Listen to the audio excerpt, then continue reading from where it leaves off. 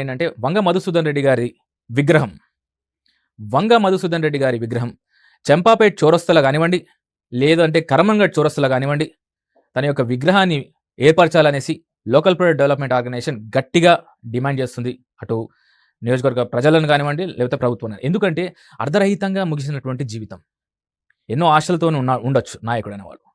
So ఇవాళ అతను గెలవడానికి ఇంటింటికి వెళ్ళొచ్చు, ఆ దాంట్లో భాగంగా మా ఇంటికి కూడా రావచ్చు, మా చుట్టుపక్కల వాళ్ళతో కూడా కలవచ్చు. సో అందరూ ఆలోచించాలి. ఇవాళ ఈ నాయకుడు కాకపోయినా వేరే ఏ నాయకుడు అయినా కానీ కూడా లోకల్ ప్రొడక్ట్ డెవలప్మెంట్ ఆర్గనైజేషన్ ఎన్నుకోబడ్డటువంటి నాయకుడిని ప్రథమ పౌరుడిగా భావించి ఆ ప్రథమ పౌరుడికి ఇవ్వాల్సినటువంటి గౌరవాన్ని గుర్తించి ఈ విషయాన్ని తెలుపుతున్నాం. సో ఇది బంద్ అనేది సక్సెస్ ఆఫ్ ఫెయిల్యూరా అనేది ప్రజలకే వదిలేద్దాం, అక్కడ ఉన్నటువంటి ప్రజలకే వదిలేద్దాం. ఎందుకంటే ఇవాళ మన ఇంట్లో ఒక వ్యక్తి మన నుంచి దూరం అయ్యాడంటే ఎలా ఉంటామో అలా ఉండాలనేదే మా భావన. సో స్టాచ్యూ ఆఫ్ వంగ మధుసూదన్ రెడ్డి గారు has to be placed in Champapet or else in Karmangarh Chaurasta such that he is there for everyone అనే దాంట్లో అంటే ప్రతి ఒక్కరికి అతని ఒక విగ్రహ సూచిక అనేది ఉంటే ఏంటంటే రానున్న తరాలకు కూడా అరే ఒక నాయకుడు మనం కోల్పోయాము, చిన్న వయసులో కోల్పోయిన నాయకుడు అనే దానిపైన ఉంటుంది. సో ఇందులో ఎలాంటి రాజకీయ ఉద్దేశం కాదు, ఎలాంటి రాజకీయాలకు పరిమితి లేకుండా స్వచ్ఛందంగా మేము ముందుకు వచ్చి చేసినటువంటి విషయం.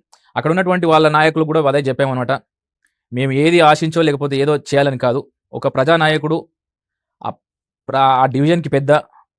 సో ఒక ఇంటికి ఎలా అయితే స్వర్గీయులు అవుతారో అదే విషయానికి మేము వచ్చి మీ ముందుకు చెప్తున్న విషయం ఏంటంటే నల్ల బ్యాచ్ ధరించడము, నల్ల చొక్కా ధరించడము, స్వచ్ఛందంగా బంద్ చేయడము, ఏది పాటిస్తారో పాటించి తన యొక్క కుటుంబానికి ధైర్యం చెప్తూ మన మధ్యలోనే ఉన్నాడని తెలపడమే లోకల్ ప్రొడక్ట్ డెవలప్మెంట్ ఆర్గనైజేషన్ చేస్తున్నటువంటి కార్యక్రమం. ఈ విషయాన్ని నేను పదే ఎందుకు చెప్తున్నానంటే అండి, మీకు ఒక 8 years బ్యాక్ గమనించినట్టయితే సైదాబాద్లో ఉన్నటువంటి కార్పొరేటర్ అంటే మాజీ కార్పొరేటర్ సింగిరెడ్డి శ్రీనివాసరెడ్డి గారు కూడా ఆకస్మికంగా మరణించడం జరిగింది. అంటే అప్పుడు వాళ్ళ మిస్సెస్ కార్పొరేటర్గా ఉండే. సో ఆ సందర్భంలో కూడా మనము, ఎందుకంటే మా సైదాబాద్ డివిజన్ కాదు, మన చెంపపేట డివిజన్, ఆ సందర్భంలో కూడా ఏంటంటే సైదాబాద్ డివిజన్ బంద్కు మేము పిలుపునిచ్చాం, స్వచ్ఛందంగా చేయండి అని చెప్పాం.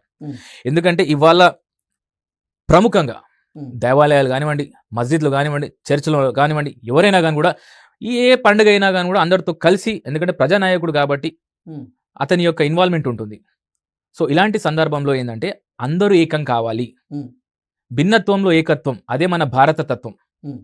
సో ఇలాంటి నినాదం ఎందుకు తీసుకెళ్తున్నామంటే ఇప్పుడు పలు సందర్భాలలో చూశానండి, ఎందుకంటే ఒకరు చనిపోగానే ఏంటంటే ఇంకొక నాయకుడు అరే నేనవుతాను అనేది ఇంట్లో ఉంటుంది. కానీ ఇప్పుడు ప్రజెంట్గా ఈ 10 రోజుల మటుకు ఆ కుటుంబానికి అండదండలుగా ఉండాలి, ఆ కుటుంబానికి ఒక భరోసా ఇవ్వాలి,